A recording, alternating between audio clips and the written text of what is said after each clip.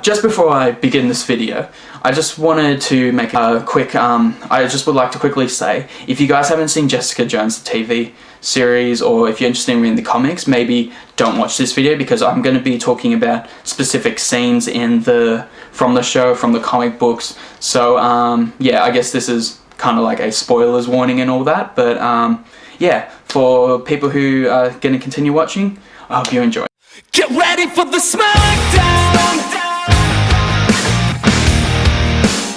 Welcome to Comic Book Fan Panel. My name is Jayden, and today I thought I would do this video because I've been wanting to do it for ages, but I just haven't had the chance to, and I wanted to make sure once I do this video that I've better researched myself of like everything and all that, so I know what I'm talking about and everything like that. So today I thought I would do my official review on the Jessica Jones Netflix series. Now, out of all the Netflix series that Marvel has released, this is my favorite one, like by far. Like, I have enjoyed Daredevil and I am enjoying Luke Cage, but Jessica Jones, oh man, it is an incredible series, and I really enjoyed it. I've like literally watched the first season 3 or 4 times. I just was so happy with it, and it was just so incredible. And yeah, I just had been wanting to do a video. I know that it's been released for a while, but I just thought I'd finally do a video about what my thoughts on it were, like about all the people who were cast in it and all that sort of thing. And okay, so the first thing that I'm going to be talking about is just the outline of the show. Jessica Jones is played by Krysten Ritter, who she plays a private investigator who is paid to find people and to look into people for employers or people who employ her and all that. And this is literally her story about how she struggles with her past life, with, you know, losing a family, to her history with a villain that has come back into the picture. And yeah, it just literally follows her whole story through the whole season.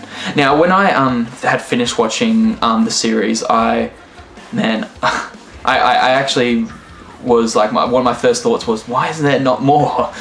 And when I found out they're doing a second season, I was so excited to hear that it's in the process of being written and made and all that. So I thought one of the things that I would do, because when I was at a comic book store, I was trying to figure out what comics to read next, and I remember reading that Jessica Jones is based on the comic book series Alias. So I just thought I would purchase all the Alias comic series, and before I would do this video, I would read about it and then process what I have read, and so I can put this into this video. And man, like, the way that they did from comic to the Netflix series is incredible. Like, to the style, to the storylines, it's just really awesome. And I thought it was a really good take from the comic book series. Like, even, I think the one thing that I wanted to say with the poster, the promotional poster that was used for Jessica Jones to promote the Netflix series, was in the same style. Like, during the Alias comic book, like when you were reading through it, there was actually parts of scrapbooks, and the scrapbook pages was very similar to the poster. And I just love how they use that sort of style to promote Jessica Jones, to give a bit of that comic book reference to even with the front cover, that they use that similar style.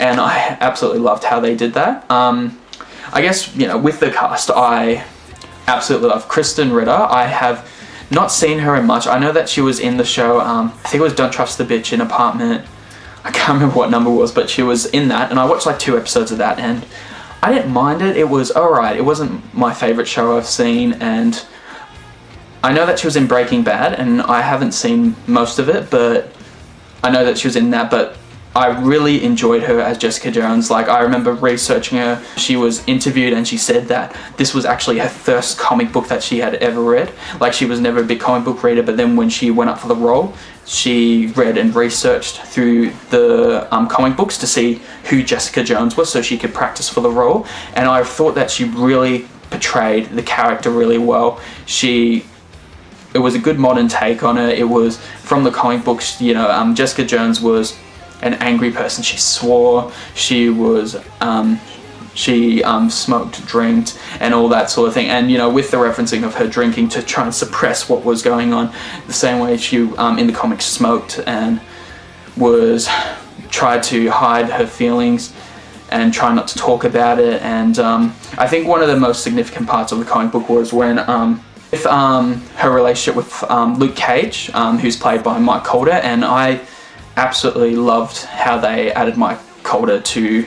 This was his first appearance in the Marvel Universe, and I thought he played an excellent Luke Cage, and I think they could have not chosen anyone better. I thought it was really interesting that one of the first opening scenes when they are having sex and all that, and Jessica is just laying in bed and all that. It reminded me of from the comic books when the first time that they actually have sex, she's just like laying in bed, and she's it doesn't, from the comics, it didn't look like she enjoyed it. She was like suppressing what was going on, and it was like in the TV show that it was the same sort of scene. There was this one particular scene that was interesting when Jessica got out of bed and Luke Cage was sitting at the foot of the bed. There was actually an exact scene in the comic where Jessica was getting out of bed and Luke was faced the same way, and I'm just like, whoa, it's just incredible how those scenes sort of line up with each other. And I really did enjoy the portrayal of the relationship between Jessica Jones and Luke Cage, because as from the comic books, they end up getting married, having a daughter called Danielle, and I'm very interested to see, like, from the with the upcoming Jessica Jones second season to even the Defenders coming up, what they will do with the relationship, if it will actually turn into that, or if it will just continue to be friendship or just partnership. I'm very interested to see how that goes with having that history from the first season of Jessica Jones. Now, the second actor I wanted to talk about was David Tennant as Purple Man. Man, like, the interesting thing about this was I had never watched Doctor Who. I had watched Doctor Who, but I've never seen the David Tennant years, but the first thing I actually saw David Tennant in was Jessica Jones, but I knew that he was the Doctor, and for him to play a villain and all that, I was very interested to see how that would go. And for me, David Tennant as the Purple Man was one of the biggest highlights for me for Jessica Jones. He portrayed the character so well. In the comics, he's a very full-on, he's just a sadistic, crazy guy. And I love how, because in the comics, he's the Purple Man, he is actually purple, his skin's purple and everything like that, because he was in an accident that gave his powers, as well as that turned his skin purple. And there was this one interesting scene which actually referenced the comic books where Purple Man was like, Kilgrave was like, man, when I get Jessica, I'm gonna make her fall in love with me, and then I'm gonna break her heart every single time and all that sort of thing. And it's really interesting because that actually references in the comic where he controls Jessica in I think it's volume 4 or 4, I think, of Alias, where he controls Jessica and he actually makes and begs her to want her, and he begs her to want to sleep with him and everything like that, but he wouldn't and all that. And it's really interesting how they reference that thing of him being sadistic and being obsessed with Jessica. And David really pulled off that role really well, and I loved how they used the purple suit and all that. And it was really interesting. At the start, I did not know who Purple Man was. I had to research him and all that, and I had seen him in the Avengers Earth's Mightiest Hero series, and he was very interesting. Like, from the character, it was very unusual when I had first seen it in the TV show, but then as I researched it more, and then I saw him in Jessica Jones, man, like, I could have not pictured anyone better for David Tennant to play Purple Man. And the relationship that Kristen Ritter and David Tennant played on the screen, how she was in conflict with Kilgrave, the scenes where she thought he was around saying all this stuff, going, "Do you miss me?" and everything. It was just like that. The way that they worked together on the screen was, it was just really intense, and their scenes together were really, really good, and just the way that they worked, it was just incredible. The next person I'll talk about is Rachel Taylor, who was Patsy Walker. Now, it was really good because I loved the way that Rachel Taylor played Patsy Walker, and I love how they synced Patsy Walker with Jessica Jones, because in the comic books, her closest friend is Miss Marvel, which Captain Marvel, Miss Marvel, and I loved how they did that in a similar way, how they did Patsy Walker, that she grew up with Patsy Walker and that she was really close friends with her, but then she still kept a distance, because the same way she did that in the comics with Miss Marvel. And I love how they referenced that idea that they were very similar in all that way, and then that also with Jessica Jones, she worked closely with Captain Marvel, Miss Marvel, and she always encouraged her to be at her potential, the same way that Patsy did that. And like, I think the one Easter egg I would tell about was when Patsy was holding the costume, and it was actually the Jewel costume from the comic books. I remember seeing that scene, and I'm just like, it was so awesome that they actually referenced the costume. And then Jessica's first instinct was like, no way, I am not wearing that. And I love how that it's the funny part about like how they're referencing the costume, and then when Patsy was like, well, what about the name? And they mentioned Jewel, and in the comic books, that's actually her hero name. Instead of Jessica Jones, it's actually Jewel. And I just love how they kind of make fun of that sort of from the comic books, of that comic book reference and all that. I thought that was really funny, and I love how that it was with Patsy that she did that scene with Jessica and all that, and I thought that was a really cool scene when they referenced that.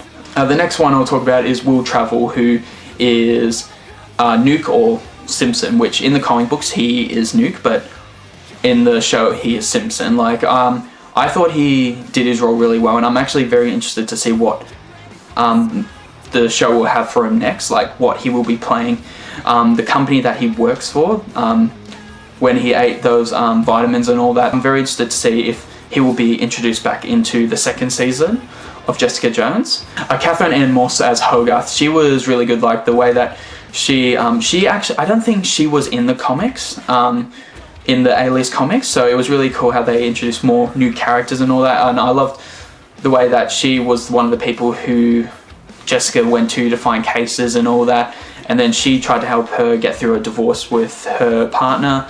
And I love the way that they fit that in together. The storyline was really good. Catherine Ann did portray the character really well. The next one is Eka Darville, but as Malcolm. It was really interesting how they developed his character, how like he started as one of Kilgrave's puppets, you could say, that was taking pictures of Jessica. To deal with it, he was taking drugs and all that, and after Jessica saved him, he then cleaned himself up and then started helping Jessica when she was down about getting through to Kilgrave. So it was like where those roles were reversed, that she was helping him out, but then towards the final episodes of the season, he was helping her out. I thought Eka did a really great job of portraying Malcolm. I am actually so excited to see him in the Defenders, and even what his role will be in Jessica Jones, like at the end how he picks up the phone and goes, Alias Investigations. I thought that was really cool, how it might be referencing that he's going to help her out in more cases and all that. I thought the next part I'll just briefly talk about some comic book references, which some of you may have known about them, but some of you might have not. So I guess one of the first things I'll talk about is, the car crash scene where she was in the crash with her family. The interesting thing about that actually does happen in Alias, but due to the car crash, she actually gains her powers of super strength and being able to glide and all that. And because in the show, it was from the car crash that she possibly got medical bills paid for by this company that might be actually linked to why she has the powers and all that. But that's still hasn't really been answered a lot, because it was at the final episodes of the season. One of the first opening scenes for Jessica Jones was when she had given the files to the I think it was the husband whose wife was cheating on him, and then he tried to attack her, and then he gets thrown through the window, and then she goes, oh, and in a matter of pay. That is actually one of the first opening scenes of the comic book where she actually does that as well. And yeah, like for me, I would give the show a 10 out of 10. Like I felt like it didn't drag, the storyline was great. Yeah, well, I really hope you've enjoyed this video. If you have, give it a thumbs up. Comment down below what your favorite scenes or favorite character was in Jessica. And yeah, I really hope you enjoyed the video. My name is Jayden. Thank you for watching Comic Book Fan Panel. Take care. Come on, let's kick it. Let's all get wicked. Put your hands in the sky for a one-way ticket.